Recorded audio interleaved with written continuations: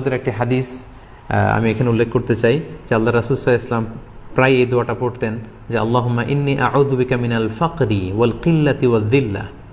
এর মানে হচ্ছে, হে আল্লাহ, আমি দারিদ্রতা থেকে আপনার কাছে পানাহা চাই, আমি স্বল্পতা থেকে আপনার কাছে পানাহা চাই, আমি লাঞ্ছনা থেকে আপনার কাছে পানাহা চাই।